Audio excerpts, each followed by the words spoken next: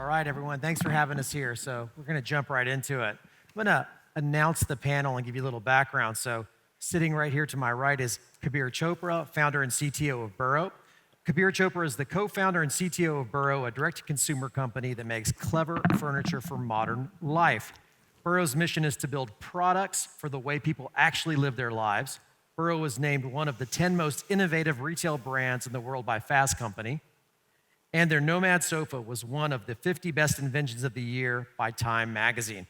Kabir is passionate about the intersection of retail and technology and sets the vision for the digital experience at Burrow. Kabir has a Bachelor of Engineering from McGill University and an MBA from the Wharton School. Nice to have you here, Kabir. Thanks, Ali. Daniel Burrow, not to be confused with the company Burrow, so we have like Burrow squared here this afternoon. Daniel Burrow, VP of Sales and Marketing at Uplift Desk. Daniel Burrow, a native Austinite, serves as the Vice President of Sales and Marketing for Uplift Desk, contributing his experience for the past 11 years. Known for his practical insights on logistics and shipping, supply forecasting, NetSuite administration, sales tax law, production systems, design, and e-commerce, Daniel brings a well-rounded perspective to his work. He is a Texas State University alum, where he studied creative writing and political science and was an active member of the college fencing team. Welcome, Daniel. Emma O'Day, Global Head E-commerce at HomeEdX. Emma O'Day is the Global Head of E-commerce at HomeEdX. She joined in April of 2023 to drive profitability, direct-to-consumer growth, and is responsible for leading the digital platform strategy and transformation. She leads site experience, site merchandising, web development, web analytics, and retention and performance marketing teams. Before HomeEdX, Emma was VP of E-commerce, technology, and digital experience at FTD, and over the past 15 years has held e-commerce, digital roles at Grainger, McDonald's, Marvel's, The Brain Store, and Rand McNally. Welcome to have you here, Emma. Thank you. And last but not least, Mike Sutter, SVP, Head of Checkout at PayPal. Mike is the Senior Vice President and GM of Checkout at PayPal and is an industry veteran with 20 years of experience. Mike is responsible for the end-to-end strategy and roadmap execution of checkout solutions at PayPal.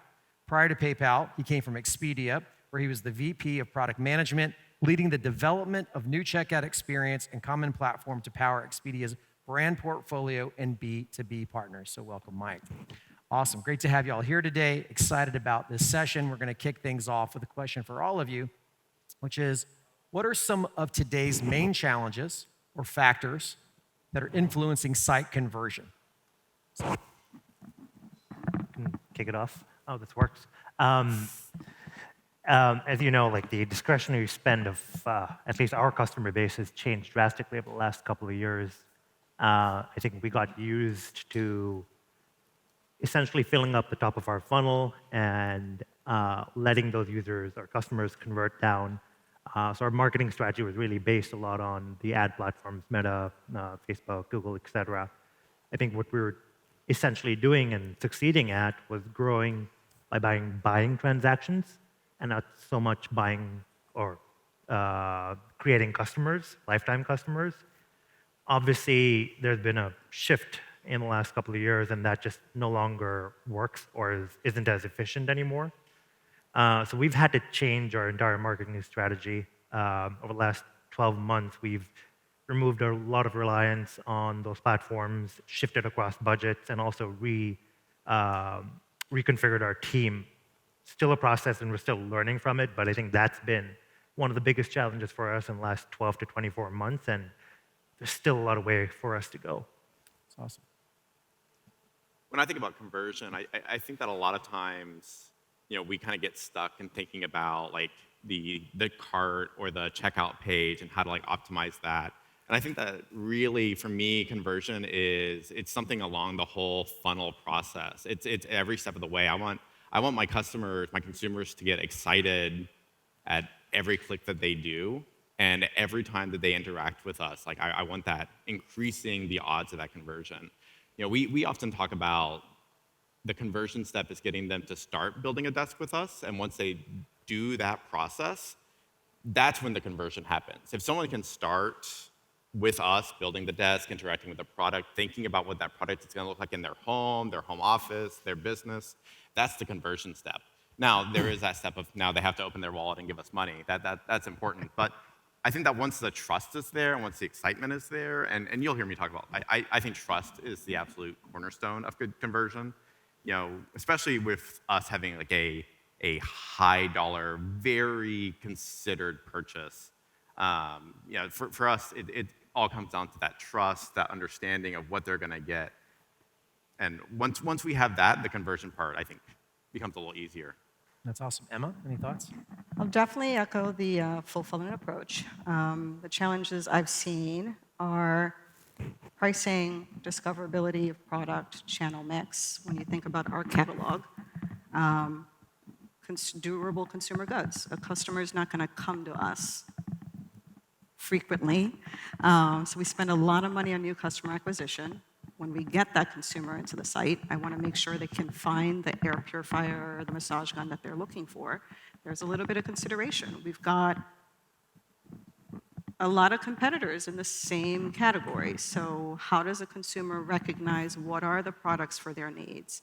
Get them through the funnel quickly, have them have that comparison, and really just hope that I can bring them back, and we've seen success in this, into the direct-to-consumer, the direct-to-site traffic, into retention, and there's been a lot of work in the last year just to really shift away from that acquisition channel, because we're constrained, like we all are, by a much more expensive media mix there. So really seeing the same things that you're seeing. Yeah, that's great. I mean, it's interesting. The two of you certainly have high consideration products. Configurability is key for both Uplift and Burrow. And then you would think your products at Homedics may not be high consideration, but there's a lot of education. So I bought an air purifier and humidifier, and it takes a lot of investigation. And so you're on the site. There's a lot of experience throughout that journey. There's touch points there that help impact the conversion. And certainly with both of your products, as I was configuring my desk or configuring my couch, there's a lot that goes into that and that trust building that you're doing to get me to finally give you my cash and purchase a high consideration item like that to show up at my door and then be assembled by myself in the house. So awesome to hear about the different strategies you deploy. So next question, I'm gonna direct this one to you, Mike, to start off with, which is, what are some of the tools and tactics that brands and retailers can employ to remove friction at checkout? Yeah, I would say we talked about the high consideration, and you get a customer who's excited about a product they want to buy. At the same time, consumers are getting increasingly intolerant of any level of friction, in the checkout process, and it's because they're very busy. And so I think a focus on speed and friction is key. So first, checkout page needs to load fast. People are on their phone. If it doesn't load quickly, they get distracted, they move on to the next task. You lost the chance at potentially a sale. So I think not only as the page loads, but with each interaction, just making sure that happens very quickly, particularly on mobile, I think is key. The second piece is that nobody wants to enter a password. I know I face this. I go to a site, I maybe haven't been there in a few months. I have no idea what my username and password is. And so when I hit that step, I'm like, okay, maybe I don't have time for this right now. And we also see that in the data. So I think finding biometric-based login methods that really smooth that and take away that friction are really key. I also think that, checkouts from a guest checkout perspective haven't changed that much in 15 years. There's a lot of manual entry. And again, consumers just don't want to spend the time. And if you think about all of this, if you're on your phone particularly, it's very hard to enter that information. Your autofill works like 75% of the time, but not when you really need it to. And so I think those are really trends. And we're really the inspiration for the fast lane product that we're bringing to market. And I think for us, we're really excited about the early results because, skipping all of those areas of friction is really leading to 80%, conversion in our early testing. And even on we had merchant, Black Forest Decor is another great example where they already had conversion in the mid 70%. So it was an interesting question for us around, how much further could we push that conversion, and to see it move to the mid 80s was really a great confirmation of the thesis and just the value of pulling that friction out of the experience. That's awesome. Kabir or Emma, any thoughts? on how are you using tools similar to Fastlane to improve conversion?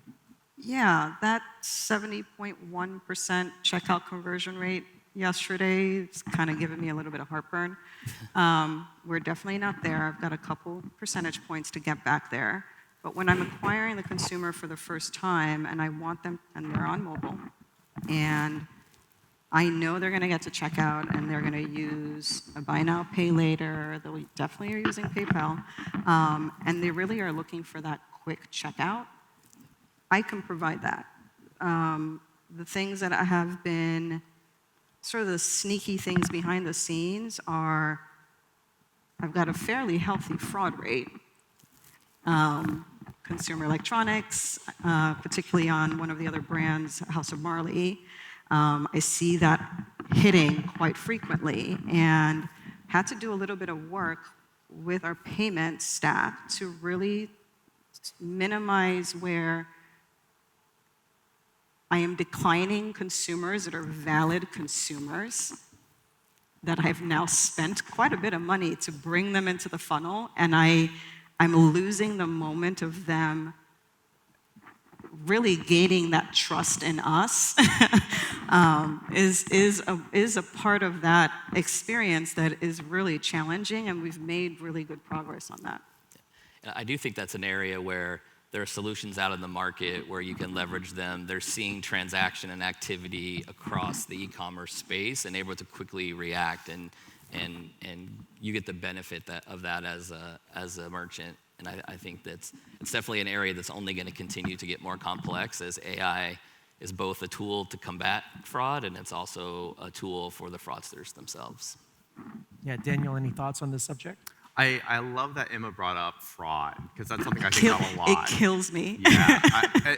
And what kills me more is when we turn down a valid order. Exactly. Like that's the worst thing in my mind. Like it's one thing for us to lose a little bit of money to an actual fraudster when they get through, but turning down a legit customer just because something seems fishy. Think about how much it pisses you off when your order gets declined, right? Like, what's wrong here? Yeah, exactly. And now, do I not trust the brand? Do I not trust the checkout process? Is there something wrong with my card? I don't know, but my day is ruined. So for me, I mean, we moved over to PayPal fraud prevention just a few years ago, and the tools that we've seen within that for being able to prevent fraud as well as not impact legitimate customers is just massive to me, and I love that. Awesome. Now, Kabir, I'm going to direct this to you first, but how are you testing and learning to optimize, and what kind of results have you seen? So I believe you're using Fastlane. Would love to hear your experience and any other thoughts you have on the subject. Yeah, and kind of following up on the last question too, more and more of our users are checking out on mobile every day. What you don't want them to do is leave the checkout because one, they have questions unanswered, or two, they're unsure, and sort of like give them that decision paralysis. So one, we try to make sure they have all those questions answered beforehand. So for example, like, can I hold this order for a couple of weeks? Sure, yeah. Make sure you understand your customer and all that information is readily available to them so they don't leave the checkout. The second thing is 80 to 90% of our checkouts are guest checkouts. So we want to make sure that experience is as quick as possible. You go from your checkout page, seeing it, literally just checking out as soon as possible. Now, optimizing that checkout is tricky, right? Because you want to make it better, but you don't want to introduce risk. You don't want to kind of disrupt the existing experience. And on the other hand, you're always fighting for resources. Can I really, like, we're on the checkout right now, I have a million other things to do, A/B testing and whatnot to improve site metrics. So what happened with us is we got in touch with PayPal and you guys, and there was an opportunity to test Fastlane. We jumped on it because one, we didn't have to do any work. It was a flip of a switch on the BigCommerce panel. Number two, the existing experience was exactly how it was the day before. It didn't change. So any guest customer who was checking out and didn't want to use the Fastlane experience didn't make a difference to them. So we're not introducing risk. Third, it played nice with all our checkout tools. So shipping, taxes, everything else you can think of, coupons, all of that worked out of the box. And I think what we got in return is this like one-click guest checkout experience taking our 4.5-minute checkout to less than half of that time when you first register. And of course, if you're already a Fastlane customer, Right. like it's instant. Right. And to me, the best thing about that wasn't the immediate benefit that you get for your guest customers, but if you're a Fastlane customer anywhere on the internet and you come to burrow.com, you're almost given a native logged-in checkout experience, which can be done with one click. So to me, that's amazing. In terms of results, what we've seen so far is anyone who's accelerated by Fastlane is completing at a 40% higher rate. So pretty drastic difference. And even their average order value is up by 5%, which is about $100 extra per order. So pretty fantastic results. Still, early days. We're 4 or 5 weeks out, but really loving what we're seeing. I love hearing that, and I see Daniel over here looking and smirking and thinking about it, but reducing your checkout time from 4 minutes, cutting that in half, increasing conversion by 40%, adding AOV, amazing that PayPal Fastlane with guest shoppers has helped you accomplish these types of results. So I love hearing those stats. Daniel, you made a face, so I'd love to hear you chime in on what you're thinking over there. Well, and we're looking at Fastlane right now. So this is, I have an email thread that we're talking about it right now. We're all talking about it right now. So, I'm so interested in what y'all are doing, and this conversation of, average order value. You said average order value went up. Like I'm trying to figure out how does average order value hit the checkout stage and where that correlation is. Yeah, I think our thesis is that people second guess their checkouts. Right? When you're on the checkout page, you're like, I have this, plus I have the side table. Do I really need the side table? I have 5 minutes to make that decision. Versus if I'm accelerated by Fastlane, I have 5 seconds. And it's a one-click thing, right? So we're assuming that is what's happening. You really do need it. You shouldn't second guess it, and Fastlane helps you not second guess. So it's a little sneaky. It's like, hey, if I had more time to think about it, I might reduce my purchase size, but I don't. It's so convenient And and be easy. less happy, yes. And be less happy. Exactly. I love that. And Emma, any thoughts on the subject? Anything that you're doing, testing and learning to optimize your experience? We've done a little bit of trying to insert friction a little bit ahead of the funnel before they get into checkout. So one of the biggest, the feedback from voice of customer and why they are not purchasing from us is a lot of pricing. Getting the right promotion in front of the consumer, taking the events that we've got in their session, so if they do abandon, we get them back into the funnel has been really effective for us. And really just a tried and true ways of really minimizing that pricing and that shipping friction that prevents a consumer from converting for us. That's great. Moving on to our next topic. Looking forward, what do you see as the biggest opportunities to drive more conversions? And I'll just open it up to whoever wants to jump in first. I can start. For us, it's really important that customers have all the information they need before making the decision. We started a chatbot, which was manned by our own CX a few months ago, and 1 in every 4 customers who chatted converted to a sale. So pretty high. And obviously, it's a little biased because people who are chatting are already interested.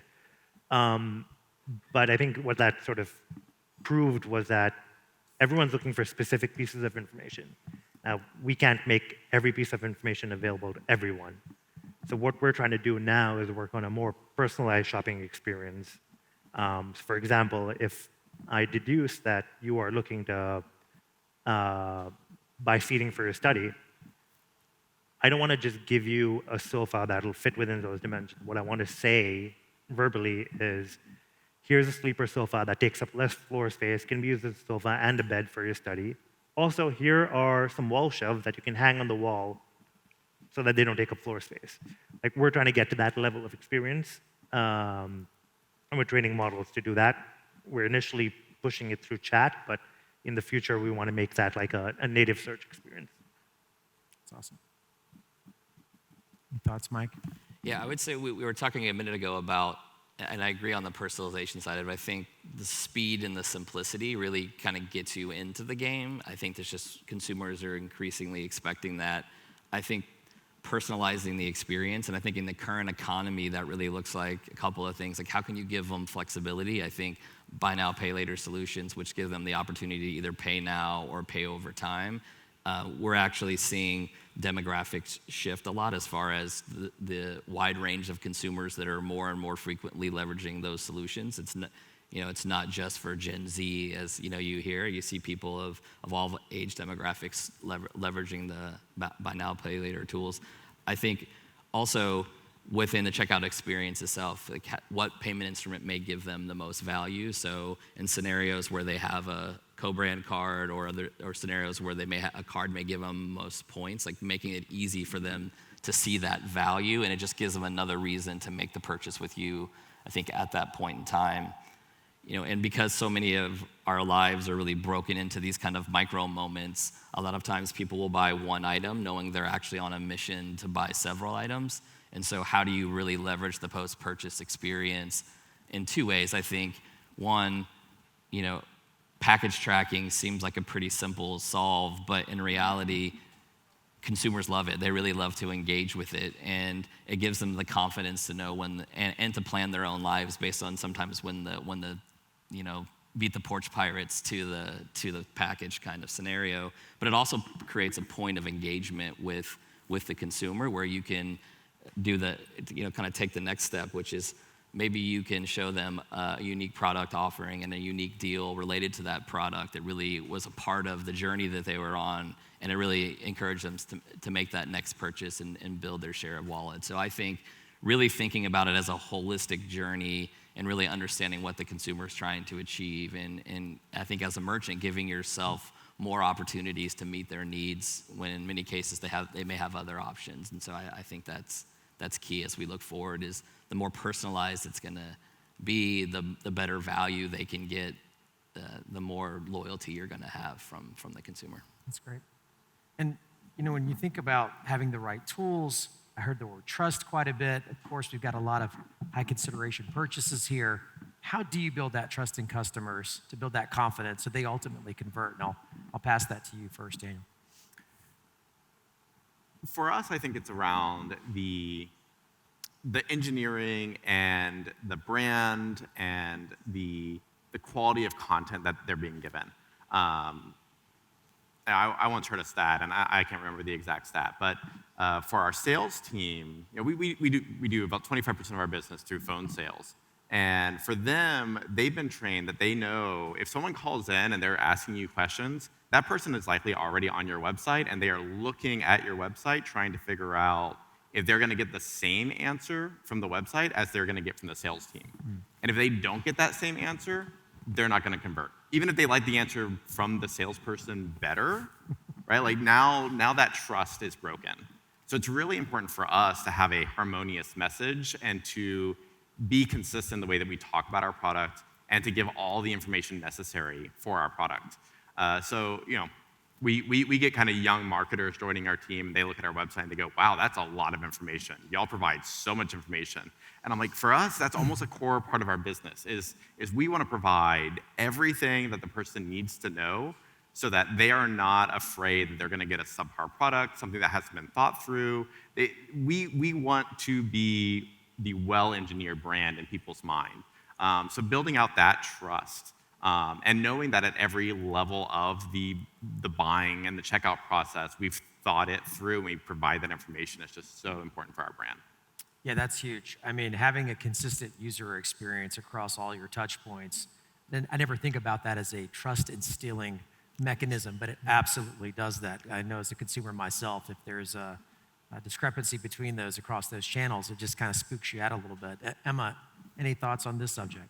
Yeah, we're definitely leaning into a lot of social proofing. Our customers tell us the reasons they purchase from us is brand reputation and product quality.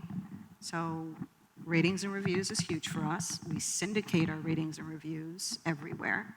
Really is that consistency of the consumer's voice. We lead with photo-first reviews, so really you see a little bit of that UGC show up on the product page when the consumer is really evaluating whether or not they move forward. And really, to your point, like what is the content on the page that really helps reinforce the consumer's decision at that point, and making sure that that brand element shows up everywhere the consumer may actually convert. They may not come to me, they may end up at Amazon, but I want to make sure that product data that is shared out wherever it is really continues to reinforce brand reputation and product quality. Kabir, any thoughts? Yeah. So I think a lot of our trust building actually happens after you convert. A lot of our customers buy our furniture when they have critical moments in their lives, getting married, having a kid, moving to a new home. So stressful times, I would say. And I think what we want to try and do is really ease that experience of buying furniture. You don't want to get a call from a truck guy who's 15 minutes away and you're on vacation and you're like, oh, I don't have a certificate of insurance. Like, we want to take all of that out of the equation of buying furniture and just make it really simple for you. I know, Mike, you mentioned package tracking can be simple. I wish it were for us. We sometimes have a sofa that is shipped in 3 different FedEx trucks that arrive at different times, and the customer's like, why do I only have arms? So I think we try a lot to simplify what to expect, when to expect it, and what do you do when you get it, and what do you do even after when you have 12 boxes in your home. So like, we think of that entire life cycle after buying something as a moment to build loyalty and then build trust with them and their social circles, and also is hope that they come back as we build our product catalog for more purchases. That's great. So setting the expectations, not just pre-purchase, but post-purchase of what the experience is going to be and how it's going to impact them. So Mike, I'll pass the last question to you on this topic of building trust. How does PayPal think about building trust with guest checkouts and tools like Fastlane? Well, I would say overall, we have buyer protection and we have protection for the seller as well. And I think that's just key to giving people the confidence to, in that moment of maybe uncertainty at checkout, knowing that, hey, if I go ahead and move forward with PayPal, I'll be fine. And I think same is true on the merchant side, knowing that if they accept that payment, then we have their back as far as taking care of any fraudulent transactions. And I think it's interesting is what we see also is that really great companies do a fantastic job making sure things don't go wrong. But the companies that really do fantastically are the ones that when something goes wrong, they own it and they fix it. And I think that's another way you create really loyal customers is that, hey, things happen. So sometimes you only get the arms. I've actually had a furniture delivery, not from Burrow. They delivered it to somebody else's house and then tried to explain to my wife that she was mistaken. The furniture was on our back patio. We just didn't understand. So I think it's an example of what not to do. But I think also they recognized that mistake. They fixed it. And I think that's a really key part about it is like making sure you're, one, preventing those mistakes from happening, and 2, when they do happen, just own it and fix it, I think is a key element. That's great. Thank you. So I'd like to thank all of our panelists. I'd like to thank everyone for attending. Thank you very much.